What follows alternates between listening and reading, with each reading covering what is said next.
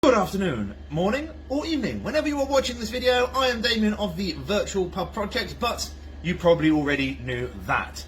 So, for those of you who don't know, at the point of recording this video, it is mid-February and it is probably minus a million in the pub today. That grumbling noise you can hear behind me is the biggest heater I could find to make it bearably warm enough down here for me to carry on and make the video today. It is freezing cold. Not particularly good weather to have an ice cream sundae, say. But it is good weather to discuss the history of them. Now, a lot of you are probably looking at your screen going, what on earth has this got to do with pubs? This channel is about pubs and bars and alcohol and drink culture and all these sorts of things. Well, actually, the sundae, as we know it, the ice cream sundae, actually originates from drinking culture. It is a product of drink culture that created the ice cream sundae. And that's what we're going to look at today. Now, where did this come from? Well, it is not a British thing. We've got to pop over the pond to America and have a look at their drinking culture and how they helped us create what we know today as the delicious ice cream treat, an ice cream sundae. So how does this start? Well, we've got to go back to the turn of the century. This is when sort of the modern day drinks culture that we have, or they have in America, really comes into its own. You've got to remember that in Britain, a lot of our culture comes from pubs that are thousands and thousands of years old. Which most of our pubs are actually a lot older than the United States and America themselves. There are pubs here that are actually older than the US of A. You know, when we came over and discovered it and all that jazz. So, turn of the century, a lot of chemists are experimenting with various things and all that, and they discover that there is a way to make water fizzy. They create soda water, which is sort of the basis of pretty much every fizzy drink that we have in the world. So they create this thing called soda water. They sort of set it off as a health benefit thing, and they get people to come in and drink it, and some people quite like drinking it. It's a weird, funny sensation drinking this soda water. So they start getting clever. They sort of go, well, why don't we add some sugar and some caramel and all these things and produce, you know, carbonated fizzy drink that we know today.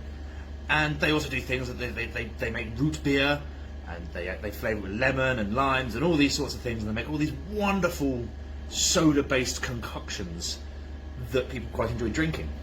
And then we see a little evolution to something called the soda fountain, which was basically a bar.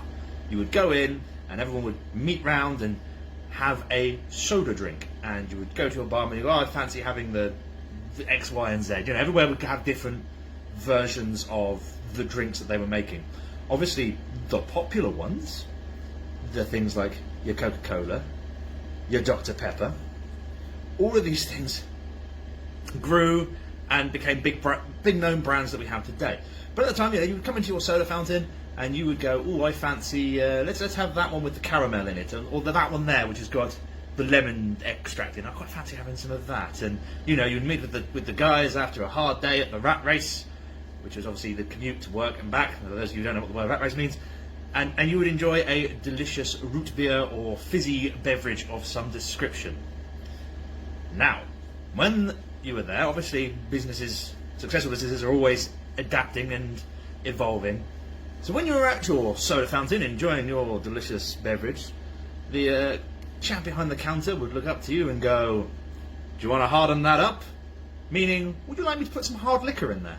And it's where we get the description, soft and hard drink. Soft drink meaning a drink without alcohol in it, and then the hard drink obviously meaning a drink that's had hard liquor put into it. So that's where we get the modern day concept, soft drink, for pretty much anything that has no alcohol in it. It's a soft drink, it's a drink without booze in it. So, this then becomes a big thing. People come in and they enjoy their alcoholic beverage with their soft draw, with their, you know, fizzy drink of some description, and they have a really good time.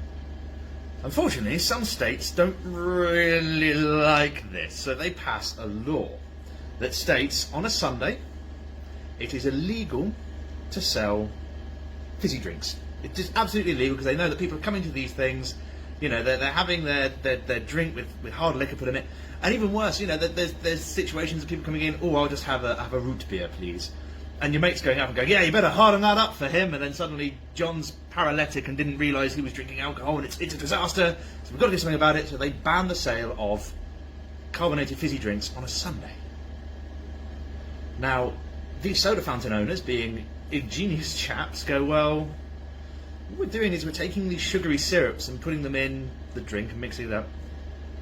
So why don't we take some ice cream, which is a new invention as well, and everyone's getting very excited about, put those syrups on top of the ice cream and then sell it that way. And this is where we get the invention of the sundae. And why was it called the sundae? Because it was only available on a Sunday. Because everyone was drinking the root beers and the hard soft drinks at the time. So, and the only time you could get a delicious ice cream was on a Sunday. And obviously people would bring their reverend in to enjoy a sundae on a Sunday. There are other stories of the fact that, you know, potentially a reverend just came in and went, I don't really want a root beer, could you put some of that sauce on an ice cream and I'll have that. And that's where the, you know, after church on a Sunday, you would take your reverend here to get an ice cream sundae and all this. And yeah, that is where we get the phrase sundae, the delicious ice cream treat, and how it relates to drinking culture in the UK and the US and around the world. So I hope you enjoyed that. That is a very brief look at the history of the ice cream sundae and how it relates to drinking culture all over the world.